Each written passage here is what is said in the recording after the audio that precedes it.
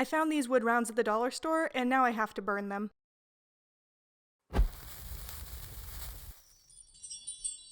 Hello everyone, welcome to Wildwood Studio. I'm Sarah, and today I'm testing out these wood rounds that I picked up at my local dollar store. I think they're pine, so they might be a bit tricky to burn, but for just $1.25 for a pack of 2, I figured it was worth a shot. I did have other projects planned, but I saw these and was basically obligated to buy them and burn them immediately. I don't know about you, but my inspiration doesn't always follow a schedule. First, I cut off the twine and gave them a good sand, then I transferred the designs I wanted to burn. I bought a few packs, so I'm planning to do 5 burnings today. I decided to start with this owl. Since the round was so small and I wasn't sure how it would burn, I chose a close-up of the owl's face. This way I didn't have to worry about too many tiny details.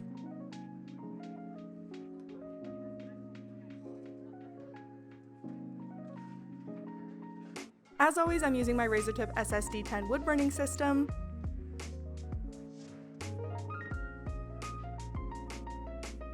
I started by burning the background with my spoon shader. I like to do this because it adds contrast. I kept the edge along the owl's face choppy to mimic a natural feather texture.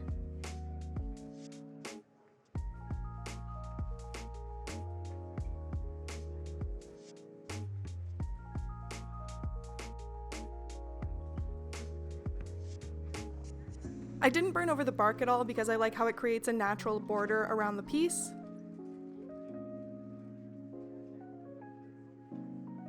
I've been wanting to work more on live edge pieces, so I ordered some live edge basswood for my next project, and I think that will be much easier to burn than these rounds were.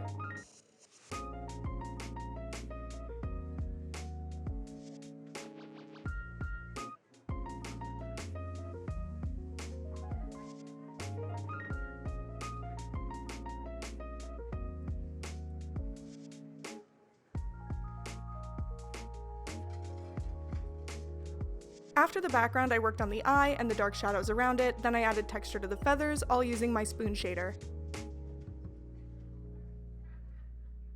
At this point I thought it looked pretty good and I probably could have just left it, but the wood grain showed pretty visible rings in the lighter areas. To soften that, I added highlights with a white watercolor pencil.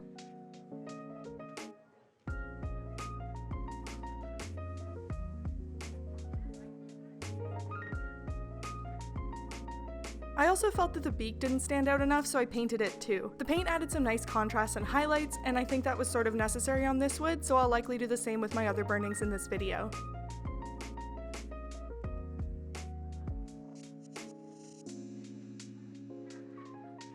Once you finish watching, I'd love to know which one's your favorite, so I've added a poll to my post tab, and you can vote on your favorite or suggest a different subject for next time.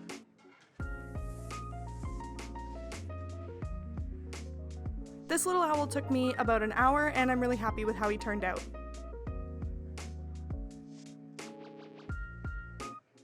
So here's my third design, a close-up of a raven. What happened to the second one? Don't worry about it. It didn't turn out, so we're just gonna move on as if that one never existed. I chose this image because I like the contrast between the black feathers and the bright highlights.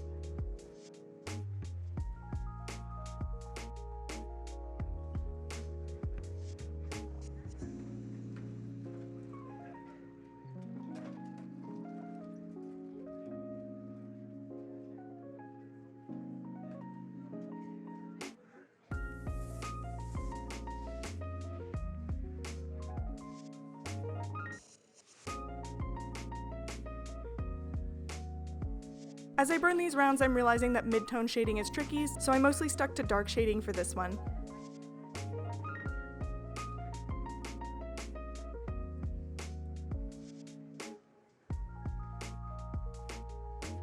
This wood also sometimes releases a bit of sap or something when I burn on a higher heat, which makes the process more difficult.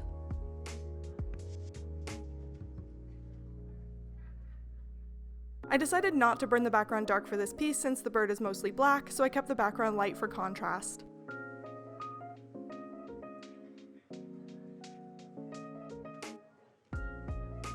The rings in this wood are definitely a challenge. The lighter sections burn easier than the darker rings, which creates uneven lines. And even when I do manage to burn over them, the rings still show through the design somewhat.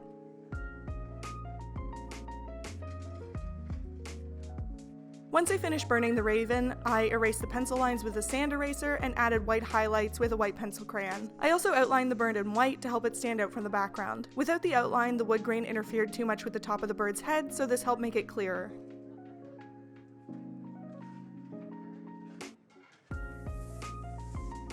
With the added white highlights, the natural wood color kind of became the mid-tone. This piece took me about an hour to complete, and I really like how it turned out.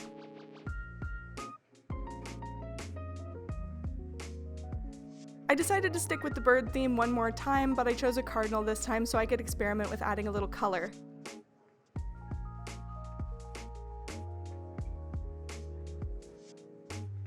I'm just slowly zooming out over the last 3 burnings, so I started with the eye, then the whole head, and now the whole body. I started by burning the background dark to create contrast. This wood burns at a higher temperature than basswood, so I had my burner turned up to a 10. I also ran my smoke extractor throughout this process. That's always a good idea, but it was especially useful for this wood since it had a stronger smell. Burning at such a high temperature leaves noticeable grooves in the wood, so I decided to embrace that and use my spoon shader to make a texture of little divots in the background.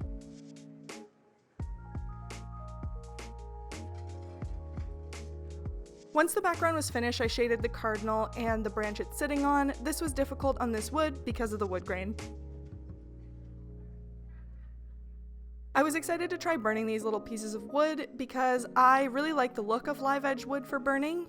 It highlights the way the piece was made in a way that square panels don't. Those can sometimes just look like drawings and I have to explain to people what wood burning is, whereas live edge pieces are unmistakably wood. But live edge basswood can cost around $15 to $20 per panel, and one of the things I love about wood burning is how much cheaper it is than painting since there's no need to keep buying paint and other supplies, so I'm always on the lookout for interesting and inexpensive things to burn.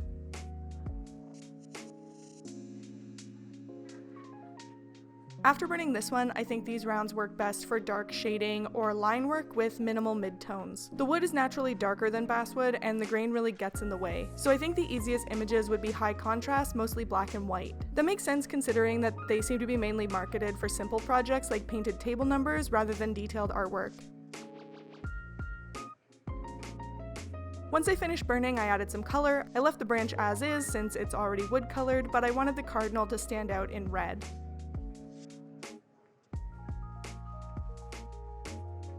I used watercolor, hoping it wouldn't cover up the burning, but the shading was so subtle that it mostly disappeared anyway. To fix that, I layered in different shades of red to add depth and bring back some detail in the feathers.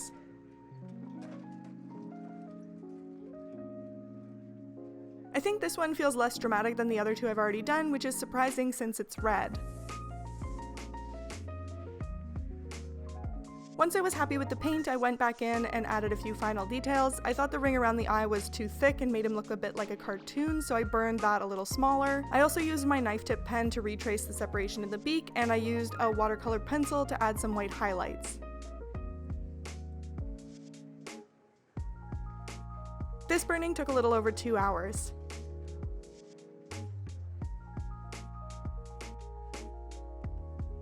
After the cardinal, I decided to burn this little squirrel. I thought he was so cute I just had to burn him. I think that a lot. I see a picture and go, that's a nice picture, I should burn it. Do you think other art mediums sound this morbid? I liked that it wouldn't need much color, and I wanted to experiment more with mid-tone shading, but this time in a larger area, so I chose this squirrel since he's mostly brown. I think part of the challenge with the cardinal was that it was too small for detailed shading, and then the color ended up covering that anyway. The reference photo for this one was taken by my friend Peter, who also took the picture I used for the owl. He does a lot of really great nature photography, and it's really amazing that he lets me use his photos for reference. I'll link to his Instagram below if you'd like to check out more of his work. He has some really awesome pictures on there, so it's definitely worthwhile. The other pictures I used in this video came from Pexels.com. It's a copyright-free image site with a lot of good reference photos on it. I burned the background black again for contrast since I wanted to keep the squirrel a medium brown. I suspected that would be a bit of a challenge on this wood, which is why I wanted to do it. Halfway through this piece, I thought I might have to abandon it, This wood round was rougher than the others even after sanding. The dark rings are much harder than the light ones, and it seemed to have crumbled a bit. Thankfully, I was able to hide most of that in the fur texture. Once the burning was finished, I added white highlights and some reddish brown to the squirrel's arms and the tops of his ears using watercolor pencils. In the end, I'm really happy with how this turned out. I think he looks really cute, so sometimes it's worth pushing through when a piece doesn't seem to be working. Other times it's not. Too bad it's hard to tell which is which in the moment.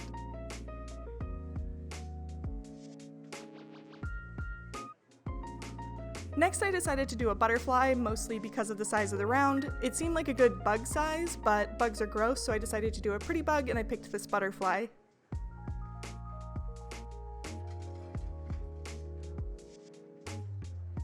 After I transferred the outline to this round though, it cracked. I considered burning it anyway, but I didn't think it would look good to have a big crack at the top, so I switched it for a new one.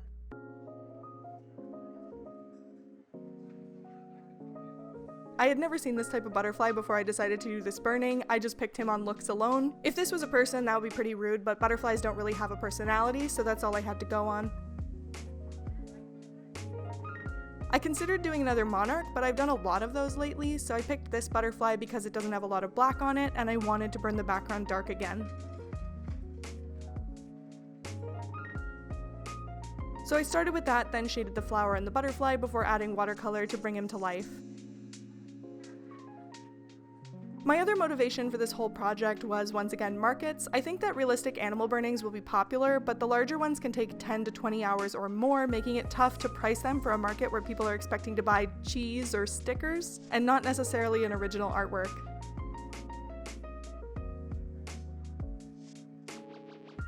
I figure once I do a few events, I'll get a better sense of what people are interested in, but for now, I'm just creating a variety of pieces to see what resonates. That's assuming I even get into any markets. So far I'm confirmed for Comic-Con, but I've been waitlisted for the other events I applied to. I'm hoping some spots open up, but it feels like these events have gotten a lot more competitive since the last time I was doing them.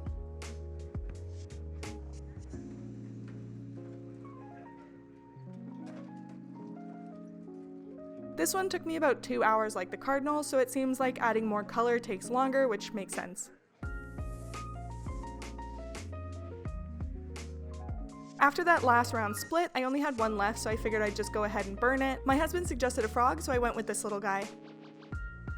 I think I'll add some color to this one too, at least for his eyes and his hands.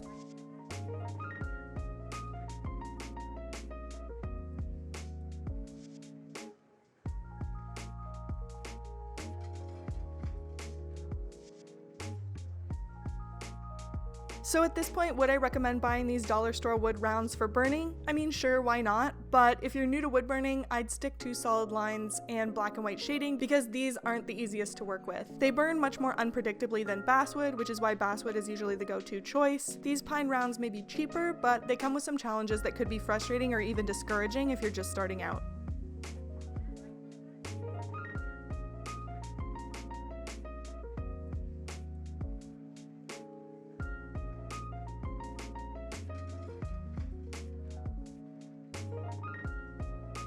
I started with the dark background again, then shaded the frog and the branch that he's sitting on.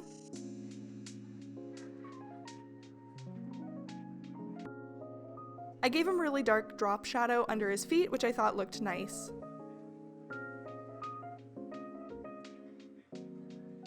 Then I added watercolors. I ended up almost fully painting him because he's so brightly colored it felt like a shame not to, and it's watercolor so the burning still shows through.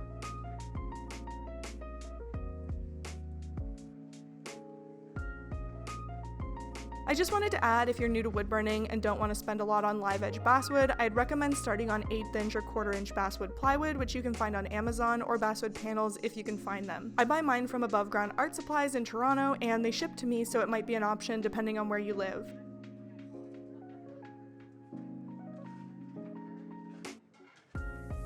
The reason I recommend basswood for beginners is because struggling with a difficult wood can make it hard to tell whether you're facing a skill issue or just fighting against the material. Many beginners don't realize how much the type of wood affects the process. If your first experience is on something difficult like this, it can be frustrating and you might think that you're bad at wood burning when in reality, the wood is just making things harder. I started out on pine artist panels from my local art store, and I remember being frustrated with how long it took to burn and how high I had to crank my tool just to get decent lines. Switching to basswood made a huge difference for me.